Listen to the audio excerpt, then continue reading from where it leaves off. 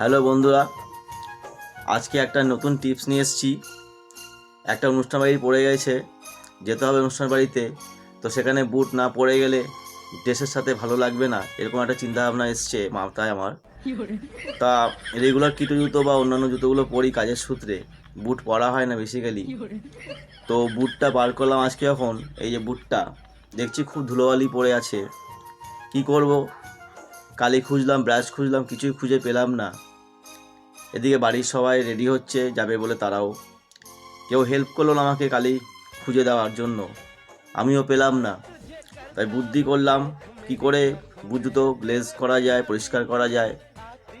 তো একটা গামছার টুকরো নিয়েছি এবং এটা ভিজিয়ে নিয়ে গামছার টুকরো দিয়ে জুতো ঘষলাম, পরিষ্কার করলাম, কিন্তু গ্লেজ আসছে না। কি করব? একদিন নারকেল তেল দিয়ে করেছিলাম, তো দেখছিলাম যে সেরকম একটা গ্লেজ হচ্ছে না।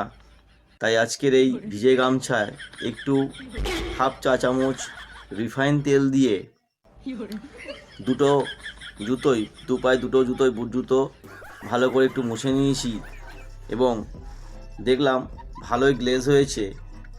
তো তোমরাও হাতের সামনে বা যদি কালি না পাও, জুতোর কালি বা কোনো মুছি না পাও, নিজেই নিজের বুট জুতো এইভাবে পরিষ্কার করে কোনো অনুষ্ঠানে অ্যাটেন্ড করতে পারো। এই টিপসটা যদি ভালো লাগে কমেন্ট করো, কিছু মনে করবে না। জুতো পরিষ্কার করার টিপসটা দেখালাম, তাই জুতো দেখাতে হবে। আমি হাত জোড় করে নমস্কার জানাচ্ছি সবাইকে, কেউ কোনো কিছু মনে করবে না, ডোন্ট মাইন্ড। Thank you.